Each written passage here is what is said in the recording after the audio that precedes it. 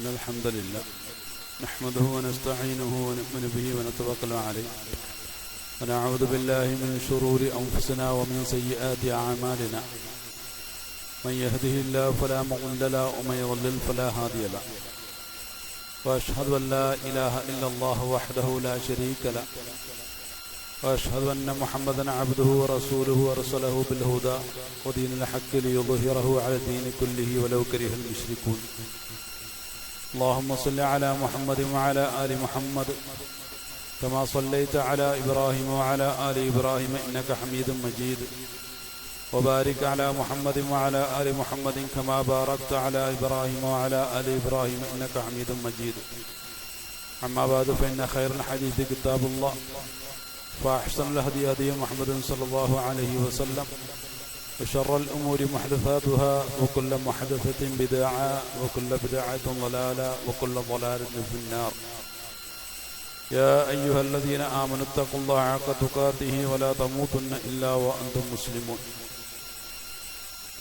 أعوذ بالله من الشيطان الرجيم بسم الله الرحمن الرحيم ولا تجعل يدك مغلولة إلى عنقك ولا تبسطها كل البسط فتقعد ملوما محسورا إن ربك يبسط الرزق لمن يشاء ويقدر إنه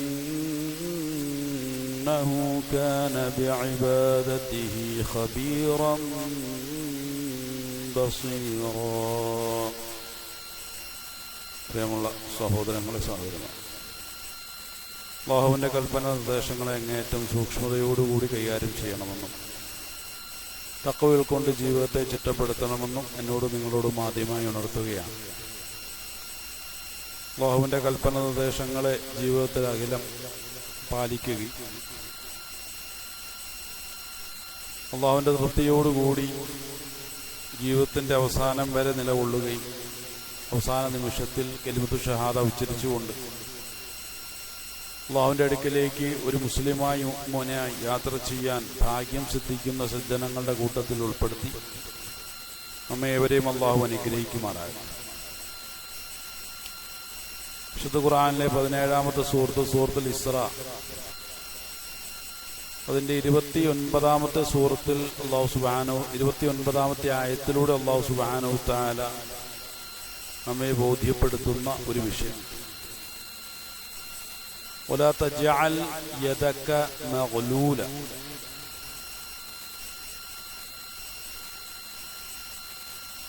താങ്കളുടെ കൈകളെ താങ്കളുടെ പിരടിയിലേക്ക് ബന്ധിപ്പിക്കുവാൻ പാടില്ല.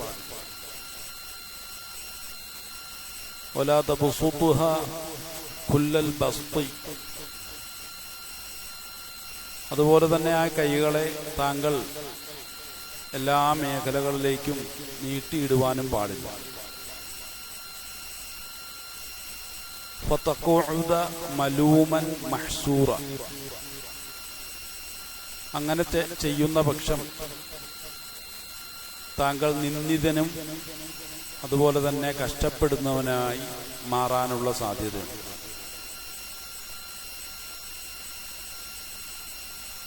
ഇവിടെ സാമ്പത്തികവുമായി ബന്ധപ്പെട്ട വളരെ പ്രധാനപ്പെട്ട ഒരു നിർദ്ദേശമാണ് അല്ലാഹു സുബ്ഹാനഹു തആല മുന്നോട്ട് വച്ചിട്ടുള്ളത്. അതിനുശേഷം അള്ളാഹു ചെയ്തിട്ടുള്ള അള്ളാഹുവിൻ്റെ ഒരു നയത്തെക്കുറിച്ചാണ് ശേഷമുള്ള ആയത്തിലൂടെ സൂചിപ്പിക്കുന്നത്. ഇന്ന റബ്ബക, നിശ്ചയം താങ്കളുടെ റബ്ബ് യബ്സുത്തു റിസ്ഖ ലിമൻ യശാ വയഖ്ദിർ, അവൻ ഉദ്ദേശിക്കുന്ന ആളുകൾക്ക് ഉപജീവന മാർഗം നീട്ടിയിട്ട് കൊടുക്കുകയും അതുപോലെ തന്നെ വിശാലമായ ഒരു അളവ് നിശ്ചയിച്ചു കൊടുത്തിരിക്കുകയും ചെയ്തിരിക്കുന്നു. ഇന്നഹു കാന ബിഇബാദിഹി ഖബീറൻ ബസീറ, അല്ലാഹു അവന്റെ അബ്ദുകളുടെ വിഷയത്തിൽ ദാസന്മാരുടെ വിഷയത്തിൽ എല്ലാ കാര്യങ്ങളെയും കൃത്യമായ രൂപത്തിൽ നോക്കിക്കാണുകയും അറിയുകയും ചെയ്തുകൊണ്ടിരിക്കുന്നവനാണ്. ഒന്നാമത്തെ ആയത്തിൽ അള്ളാഹു സൂചിപ്പിച്ചത് താങ്കൾ താങ്കളുടെ പിരടിയിലേക്ക് കൈകളെ ബന്ധിപ്പിക്കുവാൻ പാടില്ല എന്ന് പറഞ്ഞതിൻ്റെ താല്പര്യം ധാരാളം ആവശ്യങ്ങൾ ഉണ്ടായിട്ടും ധനം ചെലവഴിക്കാതെ പിശുക്കി വെച്ചിരിക്കുന്ന ഒരു സമീപനം അത് ഒഴിവാക്കണമെന്നാണ് ആവശ്യപ്പെട്ടത്. ആവശ്യത്തിന് ധനം ചിലവഴിക്കേണ്ട ഒരു ആവശ്യത്തെക്കുറിച്ച് അല്ലെങ്കിൽ അതിൻ്റെ ആവശ്യത്തെക്കുറിച്ചാണ് അല്ലാഹു സുബ്ഹാനഹു തആല ആദ്യമായി സൂചിപ്പിക്കുന്നത്. രണ്ടാമത് പറഞ്ഞത് അത് വിശാലമായ രൂപത്തിൽ മുഴുവനായി അങ്ങ് നീട്ടിയിടാനും പാടില്ല. ഒരു മധ്യമായ ഒരു സമീപനമാണ് ആ ഒരു വിഷയത്തിൽ പുലർത്തേണ്ടത്. കാരണം സമ്പാദ്യം എന്നുള്ളത് അള്ളാഹുവിൻ്റെ പരീക്ഷണങ്ങളിൽപ്പെട്ട ഒരു പരീക്ഷണമാണ്. സമ്പത്തിൻ്റെ അധികാരം, ഉടമസ്ഥാവകാശം അള്ളാഹു ഒരിക്കലും മനുഷ്യന് വകവെച്ചു കൊടുത്തിട്ടില്ല. സമ്പത്തുമായി ബന്ധപ്പെട്ട ആയത്തുകളൊക്കെ ഖുർആനിൽ നാം ഒന്ന് പരിശോധിച്ച് നോക്കിയാൽ അവിടെയൊക്കെയും സമ്പത്തിൻ്റെ ഉടമസ്ഥൻ അള്ളാഹുവാണ് എന്ന് സൂചിപ്പിക്കുന്ന രൂപത്തിലുള്ള ആയത്തുകളാണ് ഖുർആനിലുടനീളം വിഷയസംബന്ധമായിട്ട് നമുക്ക് കാണാൻ സാധിക്കും. 11ാമത്തെ സൂറത്തുൽ ഹൂദിലൂടെ അല്ലാഹു സുബ്ഹാനഹു തആല ആ ഒരു വിഷയത്തെ കുറച്ചുകൂടി വ്യക്തമായ രൂപത്തിൽ നമുക്ക് മുമ്പാകെ ബോധ്യപ്പെടുത്തുകയാണ്. അതിൻ്റെ 87ാമത്തെ ആയത്ത് നാം ഒന്ന് പരിശോധിച്ച് നോക്കിയാൽ ശുഐബ് നബി അലൈഹിസ്സലാമയുമായി ബന്ധപ്പെട്ട ഒരു സംഭവത്തെയാണ് അള്ളാഹു ആ ഒരു ആയത്തിലൂടെ വ്യക്തമാക്കുന്നത്. ഖാലു, അങ്ങനെ അവർ ചോദിച്ചു. ഈ അവർ എന്നതുകൊണ്ട് ഉദ്ദേശിക്കുന്നത് ശുഐബ് നബി അലൈഹിസ്സലാമയുടെ ഖൗമാണ്. ശുഐബ് നബി അലൈഹിസ്സലാമയുടെ ഖൗമ് ശുഐബ് നബി അലൈഹിസ്സലാമയോട് ചോദിച്ചു, യാ ശുഐബ്, ശുഐബേ, അസ്വലാതുക തഅമുറുക അൻ നത്രുക മാ യഅബുദു ആബാഉന. താങ്കൾ നിർവഹിച്ചുകൊണ്ടിരിക്കുന്ന താങ്കളുടെ ഈ നമസ്കാരമാണോ അള്ളാഹുവിനെ അല്ലാത്ത മറ്റുള്ള ഇലാഹുകളെ ആരാധിക്കാതിരിക്കാൻ താങ്കളെ പ്രേരിപ്പിച്ചുകൊണ്ടിരിക്കുന്നു? താങ്കൾ നിർവഹിച്ചുകൊണ്ടിരിക്കുന്ന ഈ നമസ്കാരത്തിലൂടെ താങ്കൾ നേടിയെടുക്കുന്ന ഒരു മാനസികമായ ഒരു അവസ്ഥയാണോ അള്ളാഹു അല്ലാത്ത മറ്റുള്ള അബ്ദുകൾ, അതായത് ഇവിടെയുള്ള ഇലാഹുകളെ? ഇപ്പോൾ ശുഐബ് നബി അലൈഹി സ്വലാമിയുടെ ഖൗമിനെ സംബന്ധിച്ചിടത്തോളം അള്ളാഹു അല്ലാത്ത ധാരാളം ഇലാഹുകളുണ്ടായി. അപ്പോൾ ഞങ്ങൾ ഓരോ സന്ദർഭത്തിനനുസൃതമായി, ഓരോ സാഹചര്യത്തിനും അനുസൃതമായി അവയോടൊക്കെയും സഹായം തേടിക്കൊണ്ടിരിക്കുന്ന ആ ഒരു ശൈലിയിൽ നിന്നും താങ്കളെ തടയുന്നത് താങ്കളുടെ നമസ്കാരമാണ്. രണ്ടാമത് പറയുന്ന വിഷയം ഔ അന്നഫഅല ഫി അംരിന മാനശ, ഞങ്ങൾക്ക് ഇഷ്ടമുള്ളതുപോലെ ഞങ്ങളുടെ ഇഷ്ടങ്ങൾക്ക് അനുസൃതമായി ഞങ്ങളുടെ സമ്പാദ്യം ചെലവഴിക്കാൻ ഉള്ള അനുമതി നൽകാതിരിക്കുന്നതും താങ്കളുടെ നമസ്കാരമാണ്. ഇപ്പൊ രണ്ട് പ്രധാനപ്പെട്ട വിഷയങ്ങളെ കുറിച്ചാണ് പറയുന്നത്. ഒന്ന്, അള്ളാഹു അല്ലാത്ത മറ്റുള്ള ഇലാഹുകളെ ആരാധിക്കാതിരിക്കാനാണോ താങ്കളെ ഇത് പ്രേരിപ്പിച്ചുകൊണ്ടിരിക്കുന്നത്? കാരണം നമസ്കാരം എന്നുള്ളത് അള്ളാഹുവുമായിട്ടുള്ള മുനാജാത്താണല്ലോ. ഈ അള്ളാഹു അല്ലാത്ത മറ്റുള്ള ഇലാഹുകളെ സ്വീകരിക്കാൻ പാടില്ല എന്നുള്ള വിഷയത്തിൽ നിർബന്ധം പിടിക്കുന്നു. അതുപോലെ തന്നെ അള്ളാഹു നൽകിയ സമ്പാദ്യത്തിൽ നിന്നും ഇഷ്ടമുള്ളതുപോലെ ചെലവഴിക്കാനുള്ള അനുമതി നൽകാത്തതും ഈ ഒരു സാഹചര്യമാണോ? ഇന്നക ലഅൻതൽ അലീമുർ റഷീദ്, താങ്കളെ ഒരു മാന്യനായ ഒരു വ്യക്തിയായിട്ടാണ് ഞങ്ങൾ കണ്ടത്, പക്ഷേ താങ്കളുടെ ഈ ഒരു നിലപാട് കാരണം ഞങ്ങൾക്ക് എന്തോ അതിന് കഴിയില്ല എന്നുള്ള നിലയ്ക്കാണ് ഈ ഒരു ഖൗമ് അവിടെ വ്യക്തമാക്കുന്നത്. ഇതിലൂടെ മനസ്സിലാക്കാൻ കഴിയുന്നത് എന്താണ്? ഞാൻ സമ്പാദിക്കുന്ന എൻ്റെ സമ്പാദ്യം ഇഷ്ടമുള്ളതുപോലെ ചെലവഴിക്കാനുള്ള അനുവാദം അല്ലാഹു എനിക്ക് നൽകുന്നില്ല എന്നുള്ളതാണ്. ഇല്ലായെങ്കിൽ ശുഐബ് നബി അലൈഹി സ്വലാമിന്റെ ഖൗം അങ്ങനെ ചോദിക്കേണ്ട ആവശ്യമില്ലല്ലോ. അപ്പം അതിനൊരു ഉദാഹരണം നമ്മൾ പറഞ്ഞാൽ, ഒരു കമ്പനിയിൽ സാമ്പത്തികമായ വിഷയങ്ങൾ കൈകാര്യം ചെയ്യുന്ന ഒരു ജോലിക്കാരനുണ്ടെന്ന് വിചാരിക്കുക. അദ്ദേഹമാണ് പൈസ അവിടെ ഇവിടെയൊക്കെ വിതരണം ചെയ്യുന്നതും ആവശ്യക്കാരായ ആളുകളിലേക്ക് ആ പൈസ കൊണ്ടുചെന്ന് എത്തിക്കുന്നതും. അങ്ങനെ സാമ്പത്തികമായ വിഷയങ്ങൾ കൈകാര്യം ചെയ്യുന്ന ഉത്തരവാദിത്വം ഏൽപ്പിക്കപ്പെട്ട ഒരു കമ്പനിയിലെ ഒരു ജോലിക്കാരനാണ്. ആ കമ്പനിയുടെ മാനേജർ അദ്ദേഹത്തെ വിളിച്ചിട്ട് പറഞ്ഞു, താങ്കളുടെ കൈവശം 10 ലക്ഷം ഏൽപ്പിക്കാൻ പോവാണ്.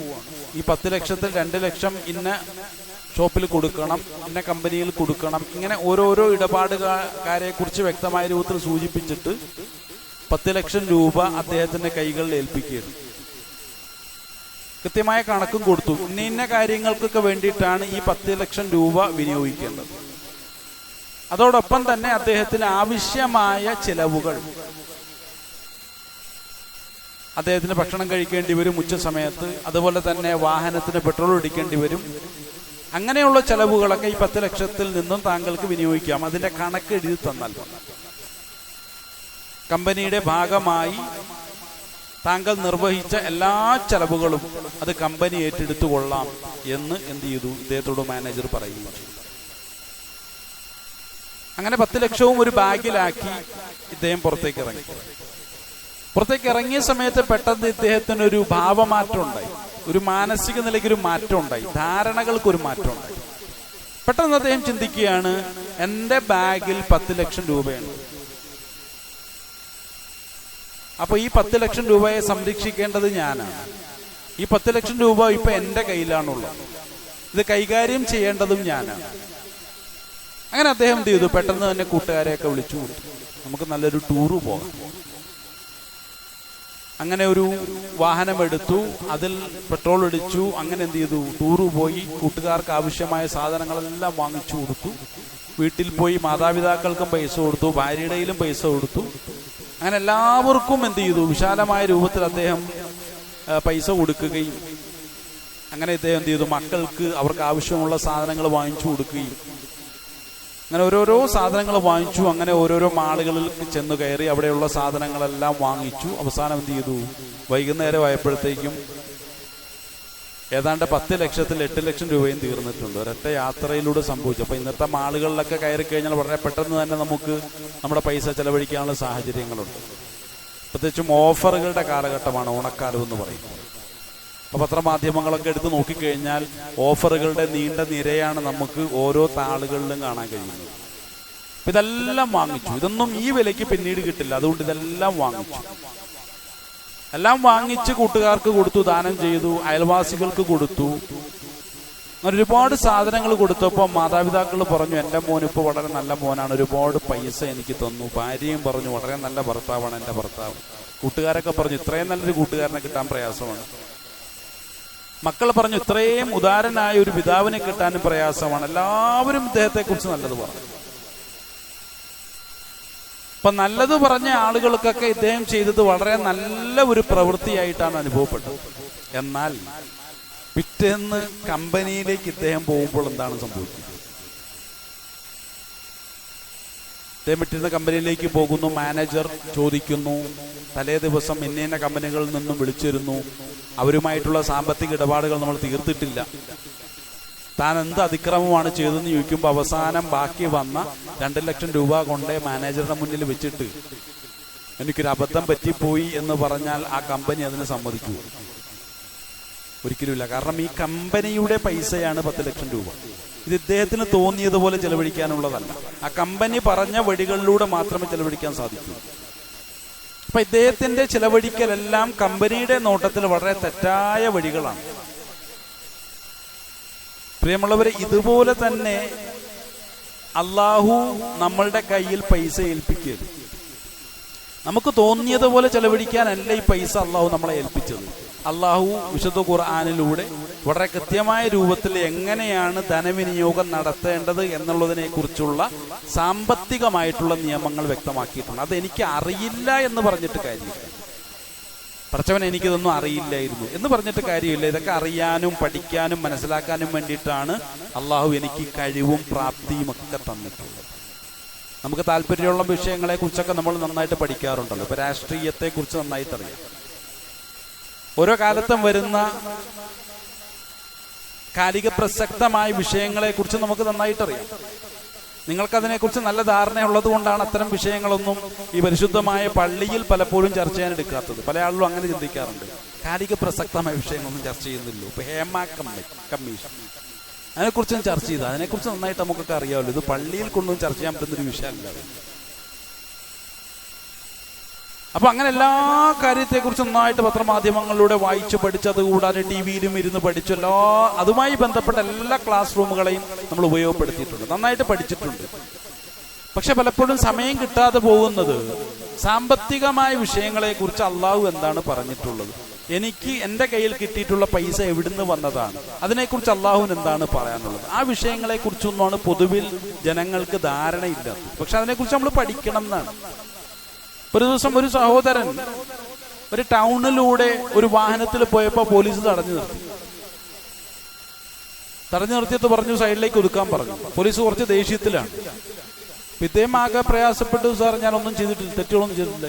ഇത് വൺ വേ ആണ്, വൺ വേയിലൂടെ അതിക്രമിച്ചാണ് വന്നിട്ട് വണ്ടിയിൽ സൈഡിലേക്ക് അത് നല്ലൊരു ശതമാനം ഫൈൻ എഴുതി കൊടുത്തു. അപ്പൊ ഇദ്ദേഹം പറഞ്ഞു, ഞാൻ ഈ നാട്ടുകാരനല്ല. നിങ്ങൾ ഈ നാട്ടുകാരനല്ലെങ്കിലും ഈ നാട്ടിലൂടെ വാഹനവുമായി വരണമെങ്കിൽ ഈ നാടിന്റെ നിയമം അറിഞ്ഞേ പറ്റുള്ളൂ, അല്ലെന്നുണ്ടെങ്കിൽ താങ്കൾ വല്ല ബസ്സിലോ മറ്റുള്ള ഏതെങ്കിലും വാഹനങ്ങളിലോ യാത്ര ചെയ്യണം. കാരണം താങ്കൾ ഈ വൺ വേ തെറ്റിച്ചതുകൊണ്ട് വലിയ ബ്ലോക്ക് വരാനുള്ള സാധ്യതയുണ്ട്. ക്യാമറ നിരീക്ഷണത്തിലാണ് താങ്കളുള്ളത്, എനിക്കൊന്നും ചെയ്യാൻ കഴിയില്ല. അപ്പൊ ഈ നാട്ടിലൂടെ വരണമെങ്കിൽ ഈ നാടിന്റെ നിയമം അറിഞ്ഞേ പറ്റുള്ളൂ, റോഡ് നിയമങ്ങൾ അറിഞ്ഞേ പറ്റുള്ളൂ. ഇതാണ് നമ്മുടെ ഭൗതികമായ സാഹചര്യങ്ങളിൽ പോലും നമ്മൾ അനുവർത്തിച്ചു കൊണ്ടിരിക്കുന്ന നിയമരീതികൾ. ഇതുപോലെയാണ് അല്ലാഹു സുബ്ഹാനഹു തആല വിശുദ്ധ ഖുർആൻ നമുക്ക് നിന്നിട്ട് പൈസ ആരുടേതാണ് എന്ന് തിരിച്ചറിയണം. ഇത് നമ്മളുടേതല്ല. നമ്മുടെ കയ്യിൽ അല്ലാഹു സുബ്ഹാനഹു തആല പല അളവിലാണ് പൈസ ഏൽപ്പിക്കുന്നത്. അതാണ് രണ്ടാമത്തെ ആയത്തിൽ പറഞ്ഞത്. ഇന്ന റബ്ബക യബ്സുത്തു റിസ്ഖ ലിമൻ യശാഉ വയഖ്ദിറു എന്ന് പറഞ്ഞു. വിശാലമായ തലത്തിൽ ചില ആളുകൾക്ക് അല്ലാഹു സുബ്ഹാനഹു തആല സമ്പത്ത് കൊടുക്കും. അതിന് കൃത്യമായ ഒരു അളവ് അല്ലാഹു നിശ്ചയിച്ചിട്ടുണ്ട്. എന്റെ കയ്യിൽ എത്ര പൈസ വരണം എന്നുള്ള വിഷയത്തിൽ അല്ലാഹുവിന് കൃത്യമായ കണക്കുണ്ട്. ആ കണക്കിനനുസൃതമായിട്ട് മാത്രമേ എന്റെ കയ്യിൽ പൈസ വരുള്ളൂ. ഈ കണക്ക് എന്തിനാണ്? ഇതേ കണക്ക് ഞാൻ അല്ലാഹുവിന്റെ അടുക്കൽ കൊണ്ട് അവതരിപ്പിക്കണം. അപ്പൊ അല്ലാഹു എന്നോട് പറയും, ഇത്രയും പൈസ നിനക്ക് തന്നു, ഇത് എന്തിനൊക്കെ വേണ്ടിയിട്ടാണ് വിനിയോഗിച്ചത്, കണക്ക് പറയാൻ പറയും. അപ്പൊ സമ്പത്തിനുള്ള കണക്ക് നാളെ പരലോകത്ത് ഹാജരാക്കിയിട്ടല്ലാതെ എനിക്ക് മുന്നോട്ട് പോകാൻ സാധ്യമല്ല എന്ന് എന്നെ പറഞ്ഞ് പഠിപ്പിക്കുന്നത് ആദരവായ റസൂലുള്ളാഹി സ്വല്ലല്ലാഹു അലൈഹി വസല്ലമയാണ്. അപ്പൊ അതിനെ അംഗീകരിക്കാതെ നിഷേധിച്ചിട്ട് പോകുന്നതുകൊണ്ട് കുഴപ്പമൊന്നുമില്ല. പക്ഷെ പരലോകത്ത് പോകുമ്പോൾ പിടിക്കപ്പെടും എന്ന വിഷയത്തിൽ ഒരു സംശയമില്ല. കാരണം കമ്പനി മാനേജറുടെ നിർദ്ദേശാനുസരണം സാമ്പത്തിക കാര്യങ്ങൾ കൈകാര്യം ചെയ്യുന്ന ആ ഒരു മനുഷ്യൻ, നമ്മൾ നേരത്തെ സൂചിപ്പിച്ചതുപോലെ, ആ ഒരു ദിവസം അദ്ദേഹം കറങ്ങി നടന്നു കൂട്ടുകാരോടൊത്തു. അദ്ദേഹം പിടിക്കപ്പെട്ടിട്ടില്ല. രണ്ടാമത്തെ ദിവസം അദ്ദേഹം കമ്പനിയിൽ പോയില്ലെങ്കിൽ അന്നും പിടിക്കപ്പെടില്ല. മൂന്നാമത്തെ ദിവസം കമ്പനിയിൽ പോകാതെ ഇരിക്കുന്ന പക്ഷം ഇത്രയും സാമ്പത്തിക ഇടപാടുമായി ഒരു വ്യക്തി ഇവിടെ നിന്ന് മുങ്ങിയിട്ടുണ്ടെന്നുള്ള രൂപത്തിൽ എന്ത് ചെയ്യും?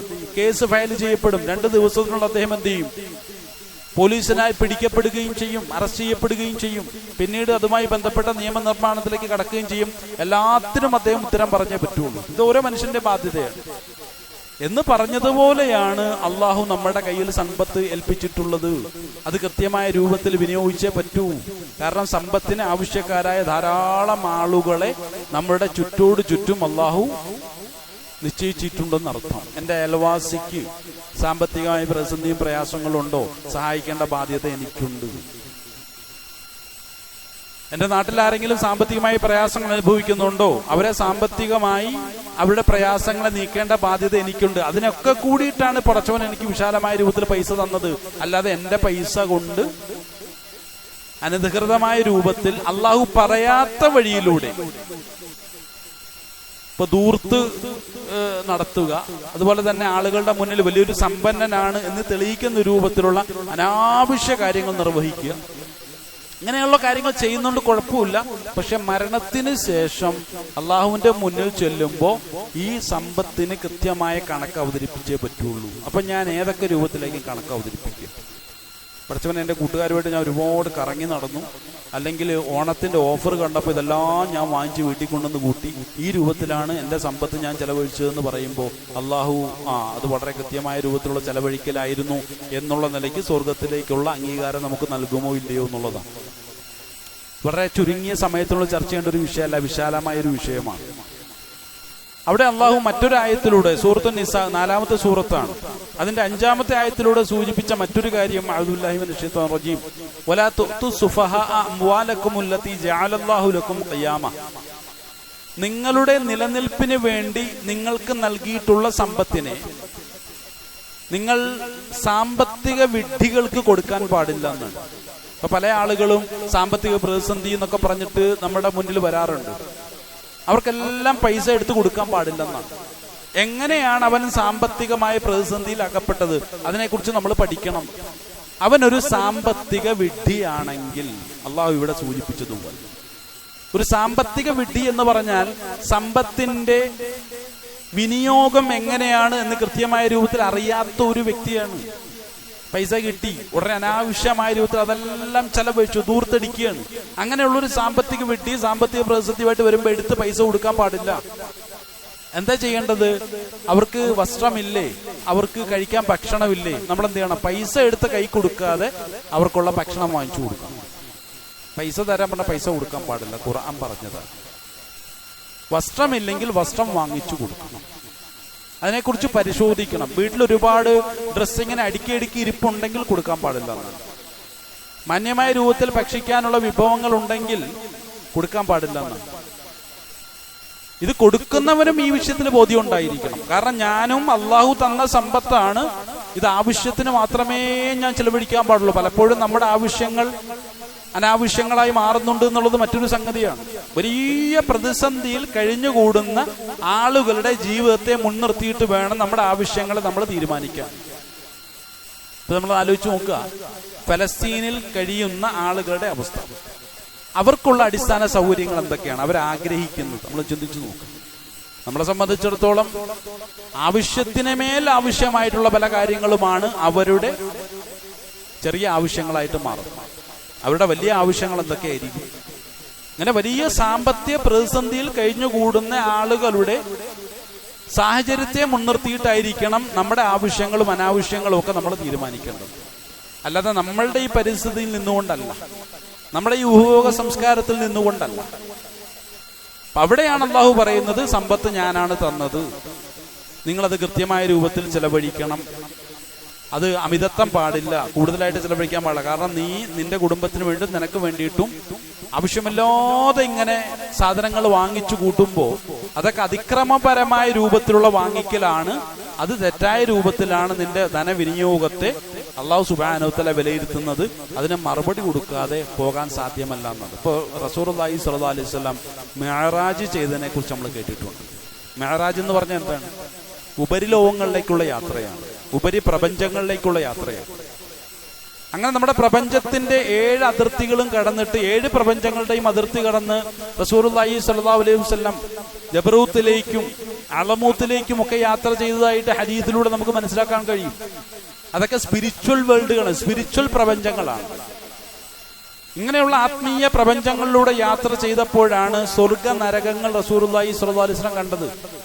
അവിടെ കവാടങ്ങളും കണ്ടു, സ്വർഗത്തിലേക്കുള്ള കവാടം. നല്ല ഒന്നാന്തര മുഅ്മിനീങ്ങൾ സ്വർഗ കവാടങ്ങൾക്ക് മുന്നിൽ തടസ്സപ്പെട്ട് നിൽക്കുന്ന, പ്രവേശനം തടസ്സപ്പെട്ട് നിൽക്കുന്ന കാഴ്ചകൾ.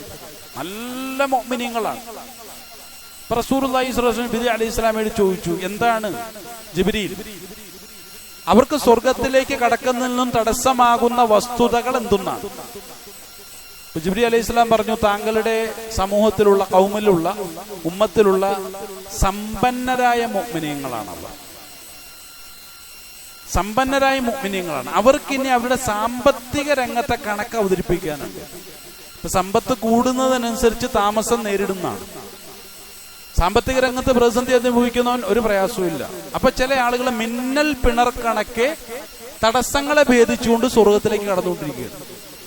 അപ്പൊ ഇത് കണ്ടപ്പോ അതും ചോദിച്ചു. അപ്പൊ പറഞ്ഞു, അത് പാവപ്പെട്ട മുഅ്മിനീങ്ങളാണ്. പാവപ്പെട്ട മുഅ്മിനീങ്ങൾക്ക് എന്ത് കണക്ക് അവതരിപ്പിക്കാനാണ്? അള്ളാഹുവിന് തന്നെ നാണമാണ് അവരോട് കണക്ക് ചോദിക്കുന്നത്. അതാ റസൂലുള്ളാഹി സ്വല്ലല്ലാഹു അലൈഹി വസല്ലം പറഞ്ഞത്, അവരുടെ ഈ കണക്ക് പുസ്തകം ഇങ്ങനെ തുറന്നു നോക്കിയിട്ട് അടച്ചിട്ട് കൈ കൊടുക്കുന്നവർ, അല്ല കണക്ക് നോട്ടമൊന്നും ഇല്ല അവിടെ. അവർക്ക് പെട്ടെന്ന് സ്വർഗത്തിൽ കടക്കാൻ കഴിയുന്നതാണ്. ഇപ്പൊ സാമ്പത്തിക പ്രതിസന്ധി അനുഭവിക്കുന്ന ബുദ്ധിമുട്ടുകളും പരിതാപങ്ങളും കാരണം അള്ളാഹു കണക്ക് നോക്കിയാൽ തന്നെ അവരുടെ ബുദ്ധിമുട്ടിന്റെയും പ്രയാസങ്ങളുടെയും കഥകൾ മാത്രമേ അതിൽ രേഖപ്പെടുത്തിയിട്ടുള്ളൂ. പാവങ്ങളാണ് ഒരു പെട്ടെന്ന് സ്വർഗത്തിലേക്ക് പോകുന്നവർ. പക്ഷേ സമ്പന്നരായ മുഅ്മിനീങ്ങൾ അവിടെ പിടിച്ചു നിർത്തും. ഒരുപാട് ഏതെങ്കിലും കണക്കിൽ പ്രശ്നമുണ്ടോ എന്നുള്ള കാര്യം നോക്കും. അള്ളാഹു കൊടുത്ത സമ്പത്തിൽ ഏതെങ്കിലും അനാവശ്യമായി തെളിയിച്ചിട്ടുണ്ടെങ്കിൽ അതിൻ്റെ പ്രയാസം അനുഭവിച്ചിട്ട് മാത്രമേ അവർക്ക് കടക്കാൻ സാധ്യമാവൂ. അത്രമാത്രം സാമ്പത്തിക വിഷയങ്ങളെ ഇസ്ലാമിക് ഇക്കണോമിക്സ് എന്നുള്ളത് വളരെ പ്രധാനപ്പെട്ട ഒരു പഠനമാണ്. പക്ഷെ എന്തുകൊണ്ടാണെന്നറിയില്ല, നമ്മുടെ ഇസ്ലാമിക ലോകത്ത് തീരെ ചർച്ചയില്ലാത്തൊരു വിഷയമാണ്. സ്വർഗത്തിൽ കടക്കണമെങ്കിൽ നമസ്കാരവും നോമ്പും സക്കാത്തും മാത്രം മതി എന്നുള്ള ഒരു ജൂത കൺസെപ്റ്റ് ഒരു ഇസ്ലാമിക കൺസെപ്റ്റാക്കി പണ്ടേ അവതരിപ്പിക്കപ്പെട്ടു പോയിരുന്നു. വലിയ നാശമാണത്. അപ്പൊ മറ്റുള്ള ഒരു മേഖലകളെ കുറിച്ച് നമ്മൾ പഠിക്കേണ്ട ആവശ്യമില്ല, ചർച്ച ചെയ്യേണ്ട ആവശ്യമില്ല എന്നുള്ളൊരു ധാരണ ജൂതന്മാരുണ്ടാക്കിയിട്ടതാണ്. ഇത് പൈശാചികമാണ്. പ്രിയമുള്ളവരെ, സ്വർഗത്തിൽ കടക്കണമെങ്കിൽ എന്തുമാത്രം കാര്യങ്ങൾ നമ്മൾ നിർവഹിക്കേണ്ടി വരും, അത്രമാത്രം പഠിക്കേണ്ടി വരും. ഇതൊന്നും പഠിക്കേണ്ട ആവശ്യമില്ല എന്നാരോ നമ്മളോട് പറഞ്ഞു. കാരണം സാമ്പത്തിക രംഗം അത്രത്തോളം ഇപ്പൊ നമുക്ക് തന്നെ അറിയാമല്ലോ. നമ്മുടെ ഇന്ത്യൻ സാമ്പത്തിക നിയമ വ്യവസ്ഥകളെ കുറിച്ച് അറിയാതെ ഒരു കച്ചവടക്കാരന് ജീവിക്കാൻ പറ്റുമോ? ഒരു ഇൻകം ടാക്സിന്റെ ഒരു ഓഫീസർ തന്റെ സ്ഥാപനത്തിലേക്ക് കടന്നു വന്നാൽ ചിലപ്പോൾ കോടികളുടെ ഫൈൻ അടയ്ക്കേണ്ടി വരും, ചിലപ്പോൾ ലക്ഷങ്ങളുടെ ഫൈൻ അടയ്ക്കേണ്ടി വരും.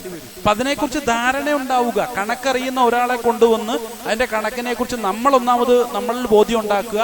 മറ്റൊന്ന്, ഏറ്റവും ശരിയായ രൂപത്തിലുള്ള കണക്കുകൾ രേഖപ്പെടുത്തി വെക്കുക എന്നുള്ളത് ഓരോ സ്ഥാപനങ്ങളിലും ചെയ്തുകൊണ്ടിരിക്കുന്ന കാര്യമാണ്. ഇതുപോലെ തന്നെയാണ് ഇസ്ലാമികമായിട്ടുള്ള സാമ്പത്തികമായ സിസ്റ്റം എന്നുള്ളത്. അതിനെക്കുറിച്ച് നമ്മൾ പഠിച്ചേ പറ്റുള്ളൂ, മനസ്സിലാക്കിയേ പറ്റൂ എന്നുള്ളതാണ്. അള്ളാഹു ചിന്തിക്കാനുള്ള തൗഫീക്ക് നൽകി നമ്മളേവരെയും അനുഗ്രഹിക്കുമാറാകട്ടെ.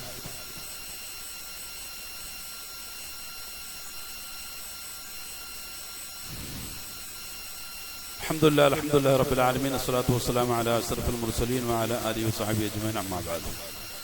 അല്ലാഹുവിന്റെ കൽപ്പനകളെ ശിരസാവഹിച്ചുകൊണ്ട് ജീവിതത്തെ ചിട്ടപ്പെടുത്തണമെന്നും തഖ്വയുൾക്കൊണ്ട് ജീവിതത്തെ ശരിയായ വിധം രൂപപ്പെടുത്തണമെന്നും രണ്ടാമത് ഒന്നുകൂടി ഉണർത്തുകയാണ്. അഊദു ബില്ലാഹി മിനശ് ശൈത്വാനിർ റജീം. ബിസ്മില്ലാഹിർ റഹ്മാനിർ റഹീം. വആതിദൽ ഖുർബ ഹഖഹു വൽ മസാകിൻ വൽ മിസ്കീൻ വബിനിസ് സബീൽ ولا تبذر تبذيرا إن المبذرين كانوا إخوان الشياطين وكان الشيطان لربه كفورا. الله سبحانه وتعالى പറയും وآتذ القربى حقه والمسكين. പാവങ്ങളായ ആളുകളോടും അതുപോലെ തന്നെ കുടുംബ ബന്ധമുള്ളവനോടുമുള്ള സാമ്പത്തികമായിട്ടുള്ള ബാധ്യതകളൊക്കെ നിർവഹിക്കണം.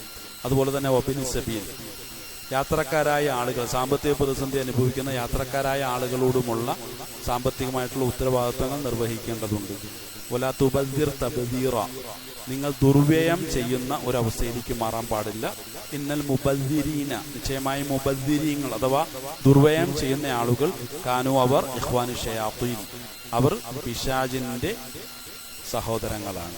വകാന ശൈത്വാനു ലിറബ്ബിഹി കഫൂറ, പിശാചാണെങ്കിലോ അവന്റെ റബ്ബിനോട് കുഫ്രിയത്ത് പ്രഖ്യാപിച്ചവനാണ്, നിഷേധം പ്രഖ്യാപിച്ചവനാണ്. എത്രമാത്രം ഗൗരവമുള്ളൊരു പ്രയോഗം നടത്തുന്നത്. ഇപ്പൊ പിശാചിന്റെ സന്തതി ആകണം അല്ല, പിശാചിന്റെ സഹോദരങ്ങളാകണം എന്ന് ആഗ്രഹമുണ്ടോ? ആഗ്രഹമുണ്ടെങ്കിൽ വേറെ ഒന്നും ചെയ്യണ്ട. നമ്മൾ ഈ കാണുന്ന അതിന്റെ പിന്നാലെ ഓഫറുകളൊക്കെ കണ്ടിട്ട് അതിന്റെ പിന്നാലെ നടന്നാൽ മതി. എല്ലാം വാങ്ങിക്കൂട്ടും. എന്തിനു വാങ്ങിച്ചു? മൊബൈൽ ഫോൺ ഉപയോഗിച്ചുകൊണ്ടിരിക്കുകയാണ്. അതിന്റെ ഇതൊന്നും കഴിയേണ്ട ആവശ്യമില്ല. അടുത്ത ആളുകൾ കാണുമ്പോൾ എന്നും നീ ഇത് തന്നെയാണ് ഉപയോഗിച്ചുകൊണ്ട് നടക്കുന്ന ഒറ്റ കൂട്ടുകാരൻ ചോദിച്ചാൽ മതി, അപ്പോൾ തന്നെ മാറ്റിയെടുക്കുകയാണ്. ചെരുപ്പ് വാങ്ങിക്കുന്നു, അത് ആവശ്യം ഉണ്ടായിട്ടൊന്നുമല്ല, വെറുതെ ഒരു മാളിൽ പോയി കയറുന്നു, അവിടെ ഓഫർ കണ്ട അപ്പോൾ തന്നെ വാങ്ങിക്കുന്നു. അത് വീട്ടിൽ ഇഷ്ടം പോലെ ചെരുപ്പ് ഇങ്ങനെ അടുക്കി വെച്ചിട്ടുണ്ട്, അതിനോടൊപ്പം അടുത്ത ചെരുപ്പ് വാങ്ങിക്കുന്നു.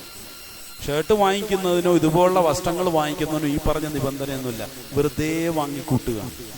ഇങ്ങനെയുള്ള കുറെ നാശങ്ങൾ, കാരണം പിശാചുക്കളുടെ സഹോദരങ്ങൾ സൃഷ്ടിച്ചു വെച്ചിട്ടുള്ള കുറെ നാശങ്ങൾ നമ്മുടെ പല നാടുകളിലും ഉണ്ട്. അവിടെയൊക്കെ പോയി കയറുന്നു, പിശാചിന്റെ സഹോദരങ്ങളായിട്ട് പുറത്തേക്ക് തിരിച്ചിറങ്ങുകയും ചെയ്യുന്നു. കാരണം എല്ലാം എന്താണ്, 1 ലക്ഷം രൂപയായിട്ട് കയറിക്കഴിഞ്ഞാൽ വളരെ പെട്ടെന്ന് തന്നെ തീർത്ത് പുറത്തിറങ്ങാൻ കഴിയുന്ന പൈശാചിക സ്ഥാപനങ്ങൾ നമുക്കിടയിലുണ്ട്.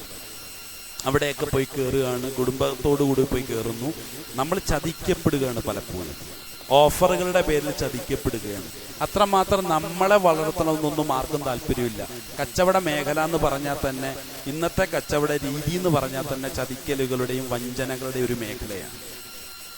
അവിടെയൊക്കെ പോയി പെടുകയാണ്. എന്നിട്ട് അല്ലാഹു സുബ്ഹാനഹു തആല 3 രൂപത്തിലാണ് സമ്പത്തിനെ കുറിച്ച് അല്ലാഹു സുബ്ഹാനഹു തആല പറഞ്ഞത്. ഒന്നെന്താണ്? അത് ഔദാര്യമാണെന്ന് പറഞ്ഞു. മറ്റൊന്ന് എന്താണ്? അള്ളാഹുവിന്റെ ഭാഗത്തു നിന്നുള്ള നന്മയാണെന്ന് പറഞ്ഞു. മറ്റൊന്ന് അത് ഹൈറ്, അതുപോലെ ഫള്, ഖിയാം, 3 രൂപത്തിൽ അള്ളാഹു സുബ്ഹാനഹു വ തആല പറഞ്ഞു. മറ്റൊന്ന് നിലനിൽപ്പിന് വേണ്ടിയിട്ടുള്ളതാണെന്ന് പറഞ്ഞു. എല്ലാ നന്മയായ കാര്യങ്ങൾക്ക് വേണ്ടിയിട്ടും അല്ലെങ്കിൽ നന്മകൾ നേടിയെടുക്കാൻ വേണ്ടിയിട്ടും നമുക്ക് ഉപയോഗിക്കാൻ പറ്റുന്ന ഒരു സാധനമാണ് സമ്പത്ത്. അതിനെ കൊണ്ട് എന്ത് ചെയ്യും? നേരെ തെറ്റായ രൂപത്തിൽ അതിനെ ഉപയോഗിച്ചിട്ട് നാശങ്ങളിലേക്ക് നമ്മൾ ചെന്ന് പെടും. അതുപോലെ അള്ളാഹുവിന്റെ ഭാഗത്തു നിന്നുള്ള ഔദാര്യമായ സമ്പത്താണ്. അള്ളാഹു നമുക്ക് നൽകണം. കാരണം സാമ്പത്തിക പ്രതിസന്ധിയും പ്രയാസങ്ങളും അനുഭവിക്കുന്ന ആളുകളിലേക്ക് നമ്മളൊന്ന് ചെന്ന് നോക്കണം. അപ്പോഴാണ് അള്ളാഹു നമുക്ക് നൽകിയിട്ടുള്ള വലിയ നിഅമത്തിനെ കുറിച്ചുള്ള ബോധ്യം നമുക്കുണ്ടാവുള്ളൂ. അള്ളാഹുവിന്റെ നിഅമ എന്താണ്? വലിയൊരു ഔദാര്യമാണ്, റിളയാണ്. ആ ഒരു ബോധ്യത്തോടു കൂടി നമ്മൾ സമ്പത്തിനെ കൈകാര്യം. മറ്റൊന്ന് ഖിയാം, നിലനിൽപ്പിന് വേണ്ടിയിട്ടാണ്. ഇതെന്റെ നിലനിൽപ്പിന് വേണ്ടി അള്ളാഹു സുബ്ഹാനഹു വ തആല നൽകിയതാണ്. ഇത് തെറ്റായ രൂപത്തിൽ നിർവഹിക്കേണ്ടതല്ല. അങ്ങനെയെങ്കിൽ എന്റെ നിലനിൽപ്പ് വലിയ അപകടത്തിലായി തീരുമെന്നാണ് അള്ളാഹു സുബ്ഹാനഹു വ തആല നമ്മൾ നേരത്തെ ഓതി വെക്കപ്പെട്ട ആയത്തിലൂടെ സൂചിപ്പിച്ചത്. ശരിയായ രൂപത്തിൽ നീ ഇങ്ങനെ ആവശ്യമില്ലാത്ത രൂപത്തിൽ സമ്പത്ത് ചെലവഴിച്ചുകൊണ്ടിരുന്നു കഴിഞ്ഞാൽ മറ്റുള്ളവർക്കിടയിൽ അവസാനം ആക്ഷേപാർഹനായിട്ട് മാറും, നിന്റെ വിലയില്ലാത്തവനായി മാറും, നീ ആക്ഷേപിക്കപ്പെടുന്നവനായിട്ട് മാറും. എല്ലാ സ്ഥലത്തും എന്ത് ചെയ്യും? ആളുകൾ നിന്നെ ഒറ്റപ്പെടുത്തുകയും കുറ്റപ്പെടുത്തുകയും ചെയ്യും. അപ്പൊ ഇവിടെയൊക്കെ അള്ളാഹുവിന് നമ്മളോട് വലിയ സ്നേഹമാണ്. ആ സ്നേഹത്തിന്റെ അടിസ്ഥാനത്തിലാണ് ഇത്രയും നല്ല പ്രായോഗികമായിട്ടുള്ള നിയമങ്ങൾ അവതരിപ്പിക്കുന്നത്. അല്ല നമ്മളിട്ട് ഇടങ്ങേറാക്കാൻ വേണ്ടിയിട്ടല്ല. അതാദ്യം നമ്മൾ മനസ്സിലാക്കുക. അതുകൊണ്ട് കൃത്യമായ നിയമങ്ങൾ എന്താണ് നമ്മളത് പഠിക്കുക, മനസ്സിലാക്കുക. അള്ളാഹുവിൻ്റെതാണ് സമ്പത്ത്. എനിക്ക് തോന്നിയ പോലെ ചെലവഴിക്കാനുള്ളൊരു സാധനമല്ല. ഞാനിത് വളരെ കൃത്യതയോടുകൂടി സൂക്ഷിക്കണം. ആവശ്യക്കാരായ ആളുകൾക്ക് എൻ്റെ വലത് കൈ കൊണ്ട് കൊടുക്കുമ്പോൾ ഇടത് കൈ കൊണ്ട് പോലും അറിയാൻ പാടില്ല. ആ രൂപത്തിൽ സൂക്ഷ്മതയോടുകൂടി ആവശ്യക്കാരായ പാവങ്ങളായ ആളുകളിലേക്ക് നമ്മൾ എത്തിച്ചുകൊണ്ടേയിരിക്കണം. ഇപ്പോൾ ചാരിറ്റി പ്രവർത്തന രംഗത്ത് പ്രവർത്തിക്കുന്ന നമ്മുടെ സഹോദരങ്ങൾ പലപ്പോഴും പറയാറുണ്ട്, സുബ്ഹാനല്ലാഹ്, ഈരാറ്റുപേട്ടയിലുള്ള ഓരോ പാവങ്ങളായ ആളുകളുടെ അവസ്ഥ കണ്ട ഒരിക്കലും മനസ്സിലാക്കുന്നില്ല എന്നുള്ളതാണ്. പാവങ്ങളായ ആളുകളുടെ അവസ്ഥ കണ്ട നമ്മൾ ഞെട്ടിപ്പോകുന്ന പറയും. അതായത് അസുഖമാണ്, നല്ല അസുഖമാണ്, വീട്ടിൽ കയറി ഇരിക്കുക. അത് ചോദിച്ചു, എന്താണ് നിങ്ങൾ ചികിത്സിക്കാൻ പൈസ ഇല്ല. ചികിത്സിക്കാൻ പൈസ ഇല്ല. ഈ ചികിത്സിക്കാൻ പൈസ ഇല്ലാത്ത സമയത്താണ് നമ്മുടെ നാട്ടിൽ ഉണ്ടാക്കി വെച്ചിട്ടുള്ള, ഇപ്പോൾ ഞാൻ പറഞ്ഞ ലക്ഷക്കണക്കിന് പൈസ ചെലവഴിക്കേണ്ടി വരുന്ന പല സ്ഥാപനങ്ങളുണ്ട്. അവിടെയൊക്കെ വെറുതെ പൈസകൾ, ഒരൊറ്റ ദിവസത്തെ മുതൽ മുടക്കാൻ. ആരെയും കുറ്റപ്പെടുത്താൻ വേണ്ടി പറയുന്നതല്ല, ഒരു സംസ്കാരത്തിന്റെ ഭാഗമായി നമ്മളൊക്കെ മാറിക്കൊണ്ടിരിക്കുകയാണ്. പൈസ ചെലവഴിക്കാൻ ഒരു ബുദ്ധിമുട്ടുമില്ല. പക്ഷെ പാവങ്ങളായ ആളുകളുടെ ചികിത്സയ്ക്ക് വേണ്ടി വേദനിച്ച് വീട്ടിൽ കഴിയും. രാത്രി ഉറക്കവുമില്ല, ഉറങ്ങാൻ കഴിയില്ല. അത് തന്നെ അവസ്ഥ, ഉറങ്ങാൻ കഴിയുന്നില്ല. അപ്പൊ ഇങ്ങനെ രാത്രികളെയൊക്കെ ഇങ്ങനെ എല്ലാവരും കിടന്ന് നല്ല ഉറക്കത്തിൽ ഇവരിങ്ങനെ ഉറങ്ങാതെ കഴിഞ്ഞു. സുബ്ഹാനല്ലാഹ്, ഒന്ന് ചിന്തിച്ചു നോക്കി. ഈ പ്രശ്നങ്ങൾ പരിഹരിക്കാൻ നമുക്കൊരു 10,000 രൂപ കൊണ്ടേ കൊടുത്താൽ മതി. ആ പൈസ കൊടുക്കാതെയാണ് ലക്ഷക്കണക്കിന് പൈസ അനാവശ്യമായ പല കാര്യങ്ങൾക്ക് വേണ്ടി ചെലവഴിച്ചു. എന്താണ് ആളുകൾ എന്ത് വിചാരിക്കും? പറയും, ഇപ്പം എൻ്റെ മോളുടെ കല്യാണം നടത്തണം, അത് ഇന്ന ഓഡിറ്റോറിയത്തിൽ കൊണ്ടുവച്ച ആളുകളൊക്കെ പറയുമോ, ഇയാൾ പൈസയൊന്നും ഇല്ലാത്ത ആളാണ്. എന്നാൽ ഇന്ന ഓഡിറ്റോറിയത്തിൽ കൊണ്ടുവച്ച് കഴിഞ്ഞാൽ ഒരുപാട് വലിയ ആളുകളെയൊക്കെ ഞെളിഞ്ഞൊക്കെ നിൽക്കാം. ഒരൊറ്റ ദിവസം ഞെളിഞ്ഞിരിക്കാൻ വേണ്ടിയിട്ടാണ് ലക്ഷക്കണക്കിന് പൈസ നമ്മൾ ചെലവഴിക്കുന്നത്. 100% ഹറാമിന്റെ വഴിയാണ്. അള്ളാഹു അനുഭവം നൽകിയിട്ടില്ല. പിന്നെ നമുക്ക് വേണമെങ്കിൽ കയർക്കാം. ശുഐബ് നബി അലൈഹി സ്വലാമയുടെ സമുദായം കയർത്തതുപോലെ. നിങ്ങൾ എന്താണ് ഇങ്ങനെ പറയുന്നത്? ഞങ്ങൾ ഉണ്ടാക്കിയ പൈസ എങ്ങനെ ചെലവഴിക്കും ഞങ്ങൾ തീരുമാനിച്ചോളാം. ദാര് പറഞ്ഞതാണ്. ശുഐബ് നബി അലൈഹി സ്വലാമയുടെ സമൂഹത്തിലുള്ള കാഫിരീങ്ങളായ ജനത പറഞ്ഞതാണ്. നമ്മൾ ഇങ്ങനെ പറഞ്ഞു എന്ന് വിചാരിച്ചിട്ട് നിസ്കരിച്ചെന്നോ നോമ്പ് പിടിച്ചെന്നുള്ള കണക്കൊന്നും അവതരിപ്പിക്കേണ്ട കാര്യമില്ല. കാരണം എന്താണ്? ഖുർആൻ തന്നെ പറഞ്ഞിട്ടുള്ള ഒരു വിഭാഗം നിഷേധികളായ ആളുകളുടെ ശൈലികളാണ് ജീവിതത്തിൽ നമ്മൾ അനുവർത്തിച്ചുകൊണ്ടിരിക്കുന്നത്. വളരെ സൂക്ഷിക്കേണ്ട വിഷയമാണ്. നമ്മൾ നന്നായിട്ട് പഠിക്കേണ്ട ഒരു വിഷയമാണ്. അല്ലാഹു സുബ്ഹാനഹു വ തആല ചിന്തിക്കാനും പ്രവർത്തിക്കാനും കാര്യങ്ങളെ ശരിയാം വിധം മനസ്സിലാക്കാനുള്ള നല്ല ബോധവും ചിന്തയൊക്കെ നൽകി നമ്മളെല്ലാവരും അനുഗ്രഹിക്കുമാറാകട്ടെ. നമ്മളിൽ നിന്ന് വന്നുപോയിട്ടുള്ള വലുതും ചെറുതുമായ മുഴുവൻ പാപങ്ങളെയും അല്ലാഹുവിൻ്റെ മഹത്തായ ഫള് കൊണ്ട് വിട്ടുകൊടുത്ത് മാപ്പാക്കി തരുമാറാകട്ടെ. ലോകത്ത് കഷ്ടപ്പാടുകൾ ദുരിതങ്ങൾ അനുഭവിക്കുന്ന എല്ലാ മുസ്ലിമീങ്ങളെയും എല്ലാവിധ പ്രയാസങ്ങളിൽ നിന്നും അല്ലാഹു കരകയറ്റി അനുഗ്രഹിക്കുമാറാകട്ടെ. വിശേഷിയ ഫലസ്തീനിൽ പ്രയാസങ്ങൾ അനുഭവിക്കുന്ന പിഞ്ചു കുഞ്ഞുങ്ങൾ, സഹോദരിമാർ, സഹോദരങ്ങൾ എല്ലാവർക്കും അല്ലാഹു സുബ്ഹാനഹു വ തആല വലിയൊരു പരിഹാരം കൊടുത്ത് അനുഗ്രഹിക്കുമാറാകട്ടെ. അവരിൽ നിന്ന് മരണപ്പെട്ടു പോയിട്ടുള്ള മുഴുവൻ ആളുകൾക്കും ഷഹീദിന്റെ ഉന്നതമായ പ്രതിഫലം കൊടുത്ത് അല്ലാഹു അവരെയൊക്കെ കബൂൽ ചെയ്യുമാറാകട്ടെ. നമ്മളിൽ നിന്നും മരണപ്പെട്ടു പോയിട്ടുള്ള മുഴുവൻ ആളുകളുടെയും ഖബറുകളെ അല്ലാഹു വിശാലമാക്കുകയും മഗ്ഫിറത്തും റഹ്മത്തും കൊടുത്ത് അവരെയൊക്കെ അനുഗ്രഹിക്കുകയും ചെയ്യുമാറാകട്ടെ. പെട്ടെന്നുള്ള മരണങ്ങളിൽ നിന്നും മാരകമായ രോഗങ്ങളിൽ നിന്നും എല്ലാവിധ ബലാ മുസീബത്തുകളിൽ നിന്നും അല്ലാഹു നമ്മളെ, നമ്മുടെ കുടുംബത്തിലുള്ള നാട്ടിലുള്ള മുഴുവൻ ആളുകളും കാത്തുരക്ഷിച്ച് അനുഗ്രഹിക്കുമാറാകട്ടെ.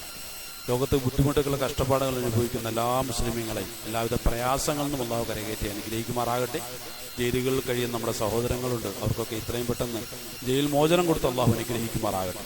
മുസ്ലിം സമുദായത്തിന് നഷ്ടപ്പെട്ട ഇസ്സത്തിനെ ഖുർആന്റെ ഹദീസിന്റെ വഴിയിലൂടെ തിരിച്ചു പിടിക്കാനുള്ള തൗഫീഖും താക്കത്തും കൊടുത്ത് മുസ്ലിം ലോകത്തെ അല്ലാഹു അനുഗ്രഹിക്കുമാറാകട്ടെ. اللهم اغفر للمؤمنين والمؤمنات والمسلمين والمسلمات الأحياء منهم والأموات.